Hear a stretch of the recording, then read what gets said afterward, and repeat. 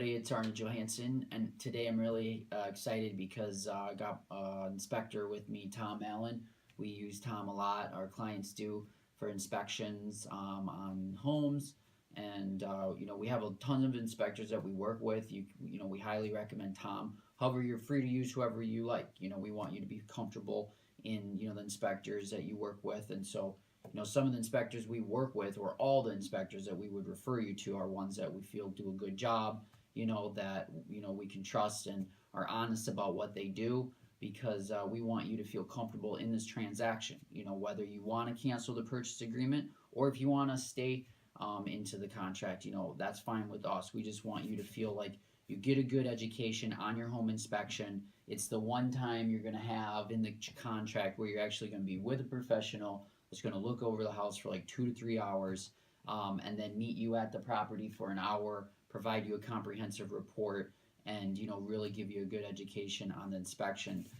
So I brought Tom in here today to give us some advice or just ask him some questions. So I got three here. So what are the 5 most common issues or repairs that you see on homes in the inspection? Well, Arnie, I'd like to just kind of frame that a little bit because it can vary greatly, but there are some typical things. And I'm just kind of, you work a lot in the Minneapolis area and probably the inner ring suburbs.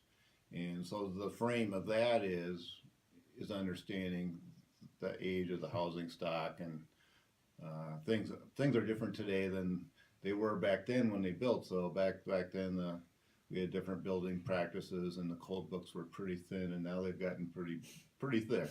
So everything has changed a lot. So in that realm, we're looking at homes kind of in the 50 to 100 year range on average, just kind of in there. And seems like every decade there's some different items and things to look at that are pertaining to that age of a house. Um, but I guess the number one thing I think that would be coming up in just about every inspection, almost, and it doesn't matter what age or how expensive the house is grading and drainage, Mm. and around the house foundation. And the reason why that's important is it just can cause a lot of issues, and it seems like the great majority of homes have either flat or at least one side of negative grading, and that can just cause a multiple of issues. No one wants a wet or damp basement, leakage, and it can cause obviously frost heave, cracks around the foundation. You can get extra growth from vegetation because of the water around this foundation, and it just can affect then again the sidewalks, the steps, the stoops, the driveway, all kinds of issues.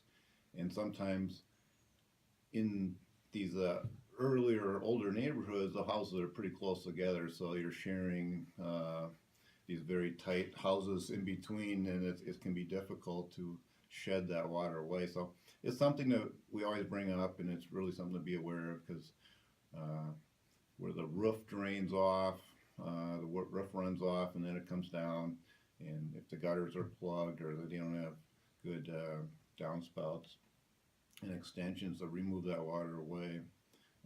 So that's certainly one of the big things, keep the water away to start with.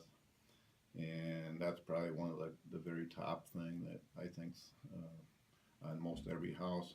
Okay. Awesome. You're right on that, definitely. When should a buyer cancel a purchase because of an inspection? What items concern you the most? So, like, yeah, I know everything's subjective, but I mean, is that kind of one of the things that concerns you the most? Is the drainage, or if there's like one or two things where it's just like, all right, cancel this, or like, have you ever been in that situation? I mean, I generally will be extremely rare what I ever said. I'm recommending them to walk away. I mean, it's really not my decision. I'm there to provide information for them so they get a better understanding of the current condition of the main components of the house. The inspection is not like an x-ray vision. It's really having an experienced person go through to check the current condition of the main components and give them a better overall view and understanding of what they're buying. But that being said, once in a while there can be some larger things that they were unaware of, and they may become uneasy or may have to look at the overall expense or what they're getting into. So it's really up to them. I'm just there to provide information and answer their questions. Try to give them the next step if they need to look into something bigger.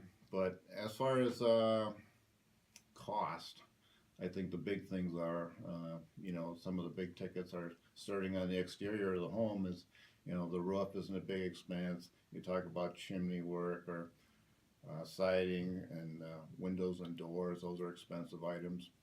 So if you start getting a lot of things put together, and it seems like in the future they're going to have to put a lot of money in, that might scare them, unless they're kind of like, some people like that. They want to be able to do their handiwork and fix it up their way. So I can't, understand or predict, what the client is looking for. I'm just going to give them information of what I see.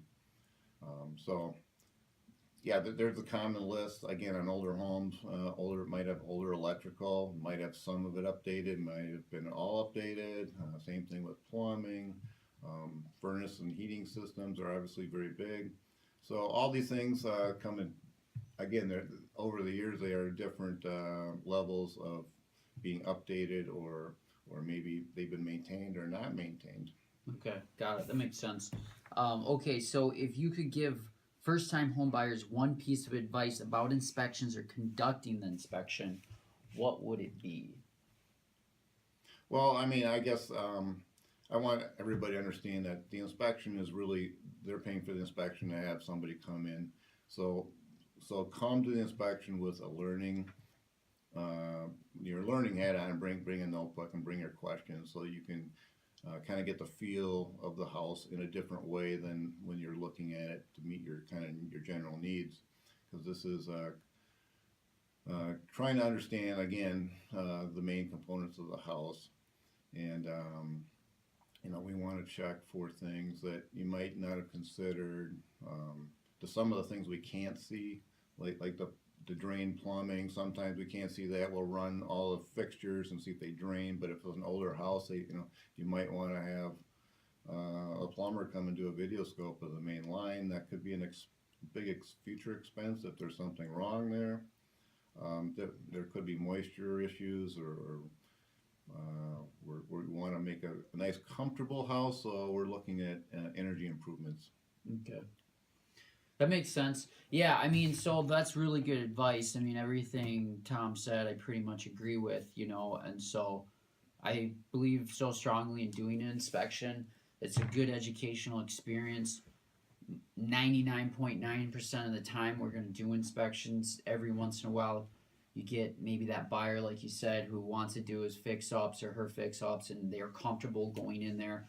I know when I would buy my properties, when there was a lot of foreclosures, I would do my own inspection, but I wouldn't make it contingent on inspection, because I just wanted to get the property, and so I'd take that as a negotiating piece out of there, so that made my offer more attractive. Sometimes we need to do that in this market if it's got 3, 4, 5 different offers on it, and you go in and everything's fixed, and it's clear that this is a great house. You could still do your inspection if you want it, but it wouldn't be contingent on it. And if you do that, I'd still recommend having Tom or an inspector come in and take a look at it, just so all right, this is what the the health of the house is. But besides that, kind of rare case, I do recommend doing them. So if you need anything, if you have any questions about this stuff, feel free to give me a call. I'd be happy to meet you for a free, no hassle, no pressure buyer consultation. Or if you're selling your house, it's getting an inspection beforehand can be a good idea as well, because you're gonna find some information out that you might be able to address before you sell it, and that might be able to give you more negotiating power or sell your house for more money. So thanks a lot, and thanks for your time again so much. We appreciate it. And Tom, thank you. Yeah, thank you, Arnie. And we'll talk to you guys later. Bye-bye.